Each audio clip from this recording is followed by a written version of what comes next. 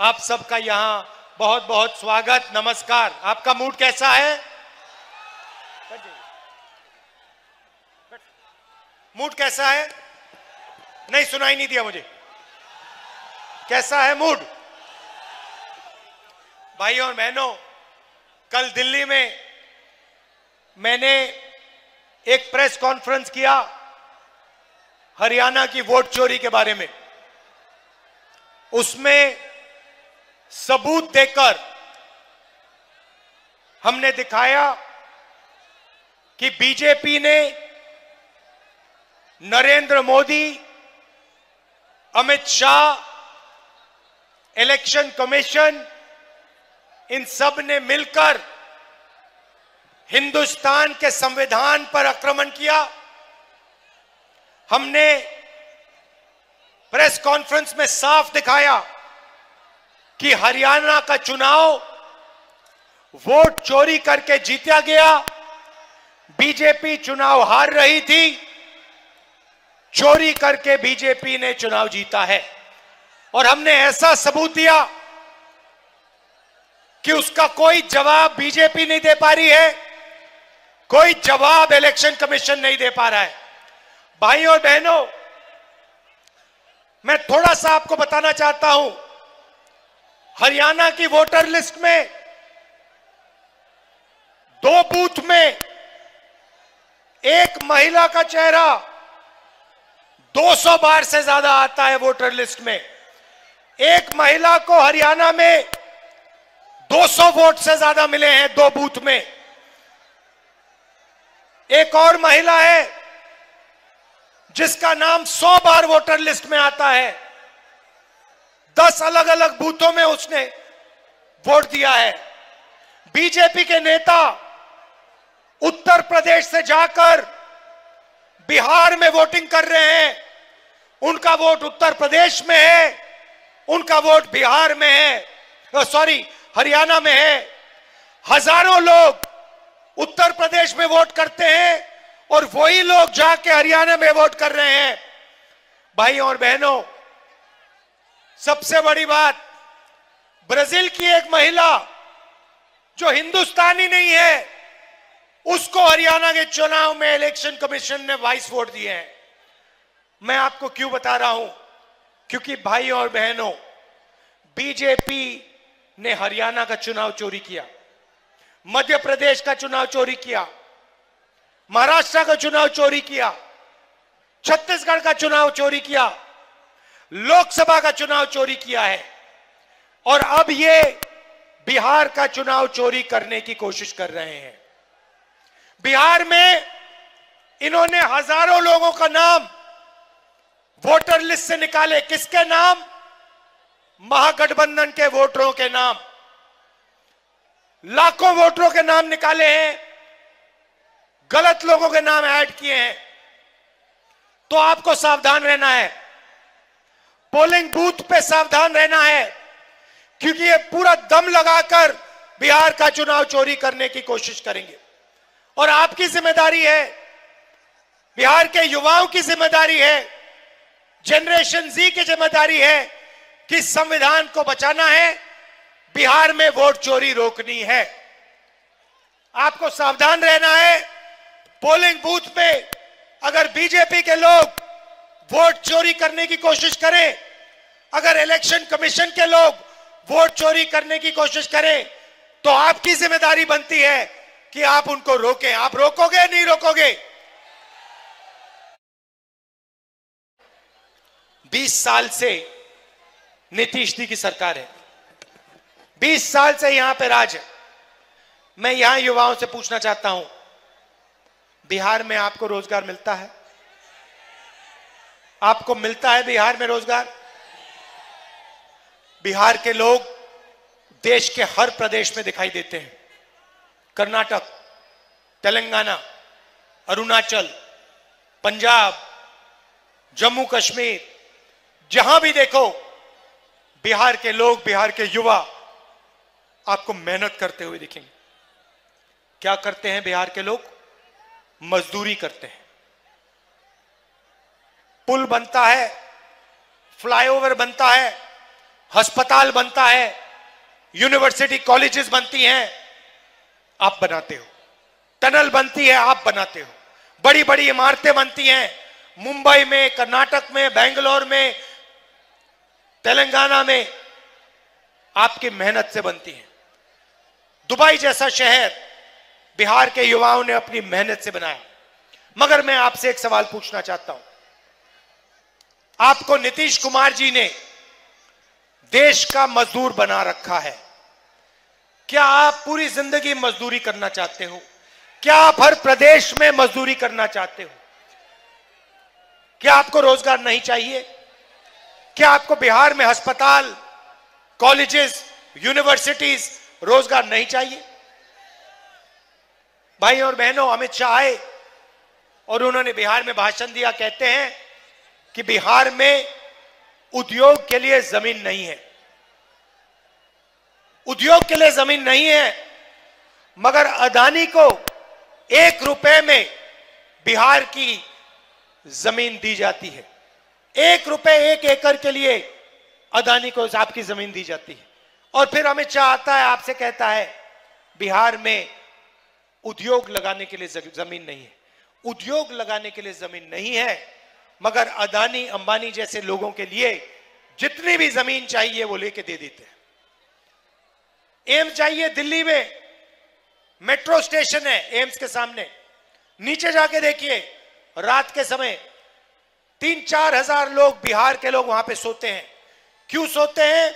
All India medical institute में बिहार से, पटना से, नालंदा से, गया से इलाज कराने जाते हैं।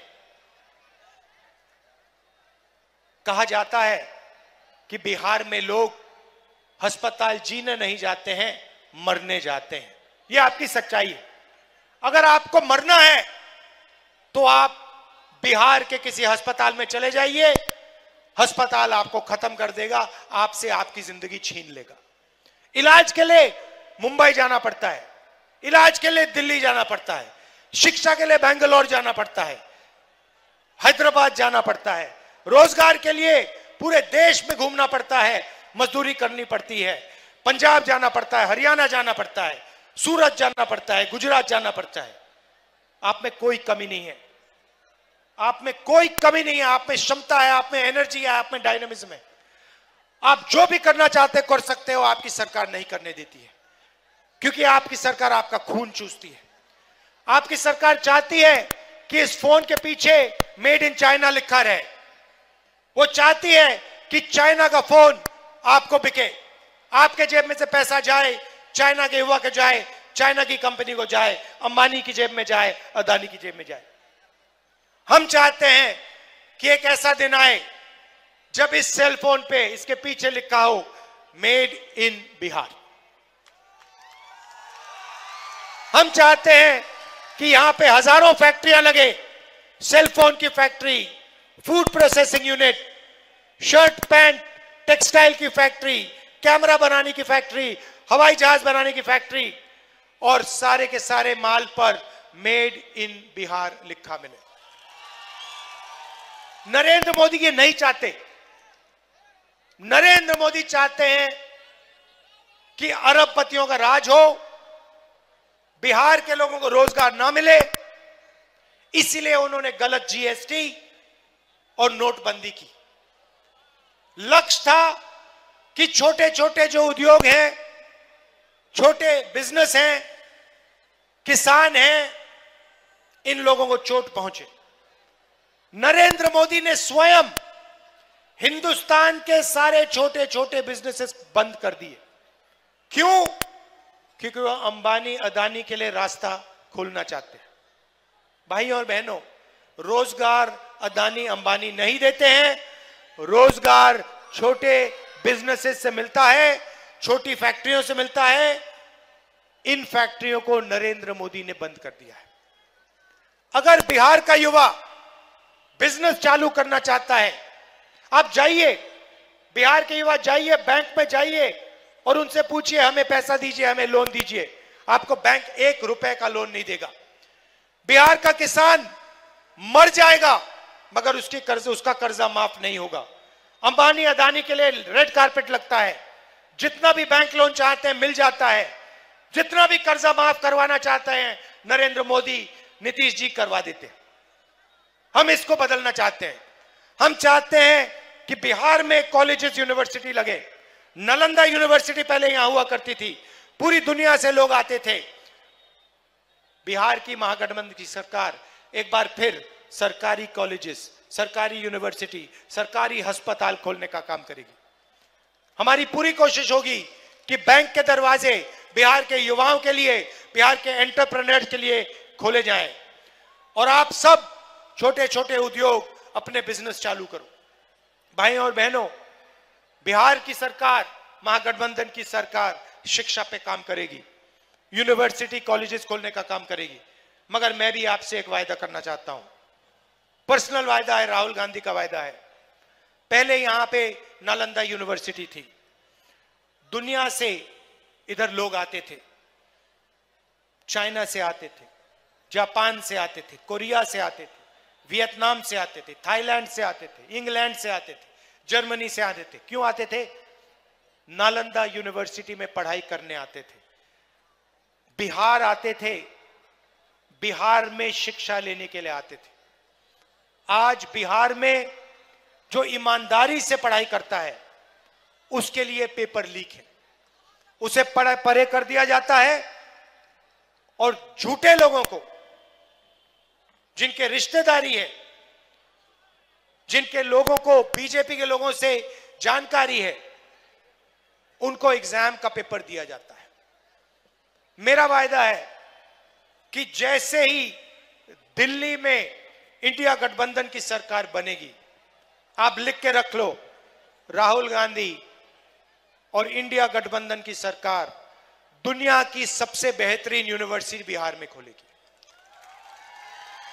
उस यूनिवर्सिटी में दूर दूर से लोग आएंगे, जापान से, कोरिया से, चाइना से, शिक्षा लेने के लिए, पढ़ाई करने के लिए। दूसरी बात, बिहार में टूरिस्ट आते हैं, जापान से आते हैं, कोरिया से, चाइना से, वियतनाम से आते हैं, मगर आपकी सरकार टूरिज्म पर फोकस नहीं करती। आपकी सरकार नहीं चाहती कि बिहार में टूरिज्म बढ़े। महागठबंधन की सरकार आएगी तो हम बिहार में टूरिज्म पर पूरा फोकस करेंगे और बिहार के युवाओं को फायदा होगा, टूरिज्म से फायदा होगा, होटल खोलेंगे, रेस्टोरेंट खोलेंगे और लोगों को आमदनी मिलेगी। भाइयों और बहनों, हम आपके जेब में पैसा डालना चाहते हैं।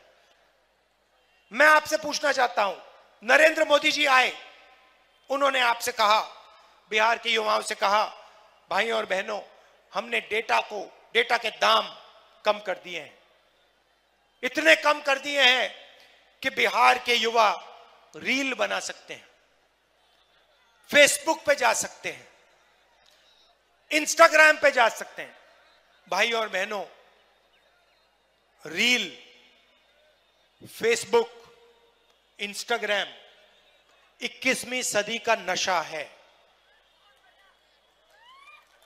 ये आपके ध्यान को भड़काने का तरीका है।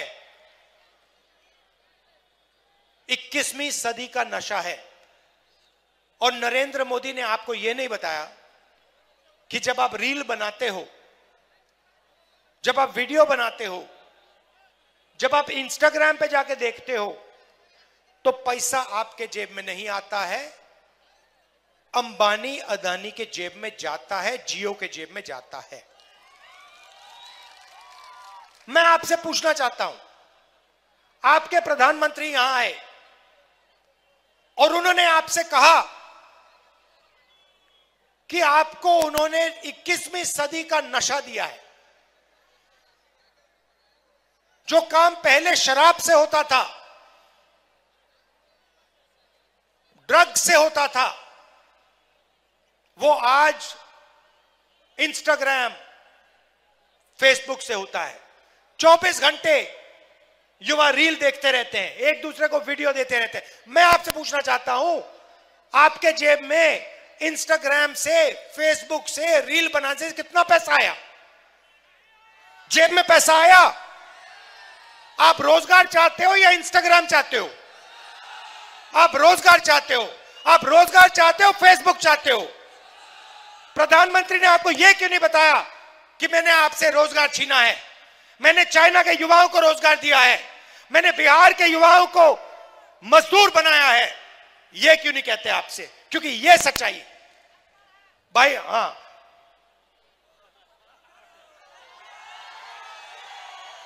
भाइयों और बहनों, बिहार को एक बार फिर प्रगति करनी है। दुनिया के सबसे बेहतरीन कॉलेजेस और यूनिवर्सिटी यहां बनने चाहिए, दुनिया के सबसे बेहतरीन अस्पताल यहां बनने चाहिए, बिहार दुनिया का टूरिज्म सेंटर बनना चाहिए, फूड प्रोसेसिंग का सेंटर बनना चाहिए, इंडस्ट्री का सेंटर बनना चाहिए। यह नरेंद्र मोदी और नीतीश जी की बस की नहीं है, नहीं है। नीतीश जी तो कुछ कर ही नहीं सकते, नीतीश जी का तो रिमोट कंट्रोल उनके हाथ में है। जैसे टीवी का चैनल बदलता है वैसे नरेंद्र मोदी नीतीश जी का चैनल बदल देते हैं। नीतीश जी कुछ चाहते हैं, नरेंद्र मोदी एक बटन दबाते हैं, वो दूसरा होना शुरू हो जाता है। नीतीश जी सरकार थोड़ी चलाते हैं। बिहार के ब्यूरोक्रेट्स अमित शाह, नरेंद्र मोदी और दिल्ली के ब्यूरोक्रेट्स बिहार की सरकार चलाते हैं, यह सच्चाई है। और ये जहां भी इलेक्शन लड़ रहे हैं, ये वोट चोरी करके इलेक्शन जीत रहे हैं। हमने आपको कर्नाटक के बारे में दिखाया, आनंद के बारे में, महाराष्ट्र में एक सीट है वहां के बारे में दिखाया, और कल पूरी दुनिया को हमने दिखाया कि बीजेपी ने, इलेक्शन कमीशन ने हरियाणा का चुनाव चोरी किया है। और मुझे लगता है कि पिछला चुनाव बिहार में भी इन्होंने चोरी किया था। तो इस बार वोट चोरी नहीं होने देनी है। बिहार के युवा, यह आपका भविष्य है। Narendra Modi, Amit Shah, election commission vote चोरी में लगे हैं। आपकी जिम्मेदारी बनती है संविधान की रक्षा करना है, वोट चोरी नहीं होने देना है बिहार में। आप सब दूर दूर से आए, दिल से आपका धन्यवाद करना चाहता हूं। जैसे पप्पू यादव जी ने कहा,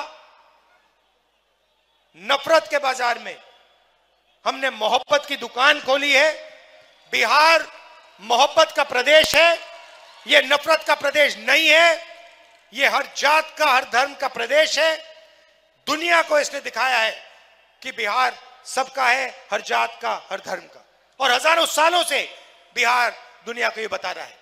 भाइयों और बहनों, गठबंधन, महागठबंधन की सरकार किसी एक जात की सरकार नहीं होगी, किसी एक धर्म की सरकार नहीं होगी।